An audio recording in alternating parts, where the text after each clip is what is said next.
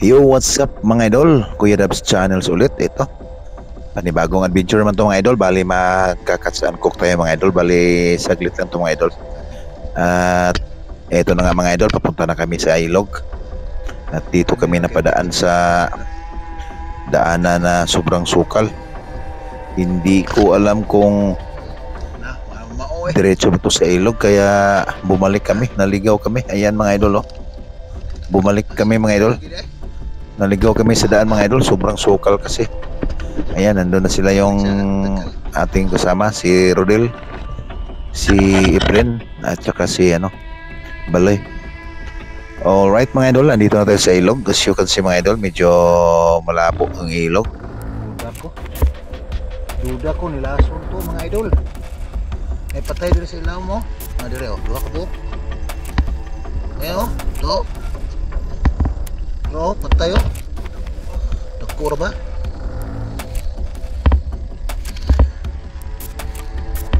Ay man. Di nabatag. Puso. Ato ba ang gay. Ano naman ito? Sinapa ni mga angol itong bus. Sinay magbiba. So yun mga idol, nandito na kami sa ilog at nagulat kami kasi may mga patay na isda. So duda namin ay nilason to, kaya ayun si Efren, bali sinisid na rin mga idol. Baka may mga buhay pa doon sa ilalim. Bali itong spot na to mga idol ay dumayo kami. Medyo malayo-layo, ayan oh. At dito nga mga idol ay may nahuli si Efren na isang malaking tilapia. Ang buti naman at hindi naubos sa mga naglalason. Mayroon pang buhay. Pati si Rodel doon nakahuli rin ng ulang or freshwater shrimp mga idol. So bali kunti lang saglit lang kami mga idol. Bali kukuha lang kami ng mauulam itong gabi. At ito na mga idol, pagsisid ko mga idol, may dalawa akong nakitang patay na isda. Grabe naman itong mga taong to, hindi naman marunong pumarihas. Kami ay nagtatsaga sa nagpapakahirap kasisid, tapos sila nilalason lang. So yun mga idol, kinuha natin at itapon natin to. Hindi na to pwedeng kainin mga idol. At ewan ko, kanina pa yata tong umaga nilalason. So itatapon natin. Baka basira pa yung tiyan natin dyan. At dito mga idol, nakadali si Master Baloy ng isang malaking tilapia. Ayun oh. Hinagis na doon sa tagabitbit ng huli namin. Shoutout nga pala sa pamangkin ni Master Baloy. Siya yung tagabitbit ng huli namin. At dito naman sa part na to mga idol, nakahuli si Rodel ng isang tilapia. Medyo good size na mga idol. Tinamaan si Rodel. So hindi mahila yung pana.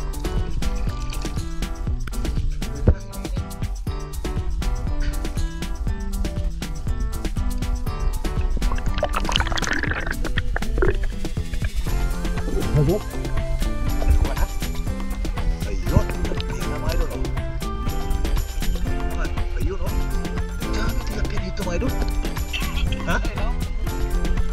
Sa part na to mga idol, dito na kami sa baba. Siguro wala nang lason dito banda. Kaya ayun, sa muling pagsisid ko, nandun ang tilapia sa gilid. Ayan mga idol oh. Nadali natin. Good size na rin yan mga idol. Eto, hindi na tayo bukya mga idol. Hindi na tayo zero. Ito pa sa unahan, isa mga idol. Binira na natin para pangdagdag sa ating pangulam. At dito sa unahan mga idol, grabe ang kabago nito mga idol. Nakabanat ako ng isang medyo malaki-laki ng dalag. Medyo na late yung camera ko mga idol kasi medyo malabo yung tubig, nilalabo niya. Pero ayun, nadali pa rin natin mga idol. Sobrang saya ko mga idol nung naangat ko na siya mga idol. Kala ko makawala na. Muntik makawala.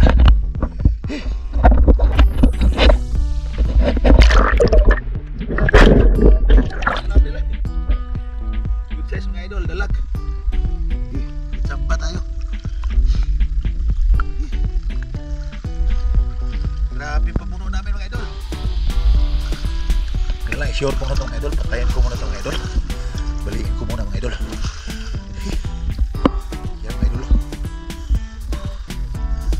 Haba. So yun mga idol, buhay pa siya mga idol, kaya kailangan nating baliin to.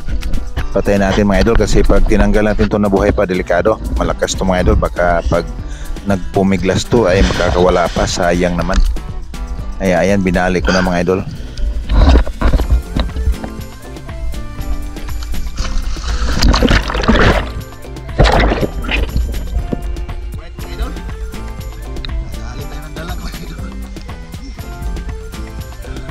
At dito sa unahan mga idol, may nakita si Efren na isdang dapingan or bunog ang tawag dito sa amin mga idol. Nung una mga idol, hindi ako kumakain ito. Pero nung matikman ko ito, nako, hinahanap-hanap ko mga idol. Sobrang sarap pala ng isdang yun mga idol.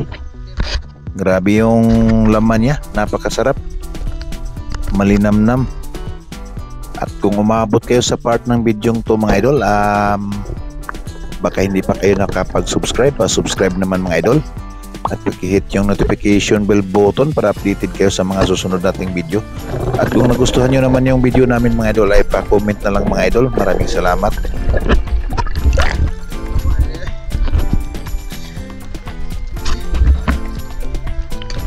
At sa part na to mga idol, nakadali si Master Baloy ng isang malaking tilapia doon sa medyo malalim na part mga idol. Ayun o. At ako naman may nasalubong na tilapia at binira ko agad. Medyo good size na rin. Dito sa unahan si Baloy may binira na turksoy. Ayun o, yung maliit na dalag. Pwede na yan. Kaysa madali pa ng mga naglalason. So yun mga idol, ito na, umaho na kami mga idol. Ito na yung aming huli mga idol. At lilinisin na namin to mga idol para makapag-ihaw na kami mga idol. Alright, medyo madami-dami rin yung nadali natin ngayong gabi mga idol. Saglit lang kami mga idol, tingnan nyo mga idol mag selfie muna tayo mga idol. Ayun, medyo marami din silang huli, si Efren at saka si Rodel.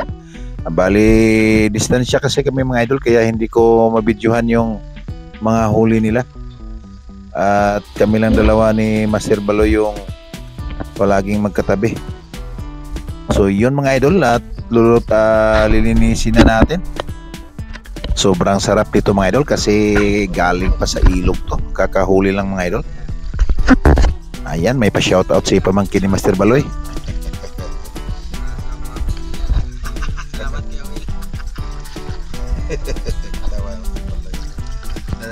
Brothers at two brothers sa mga idol. Kuha itong idol. Really crispy. Kuhaan.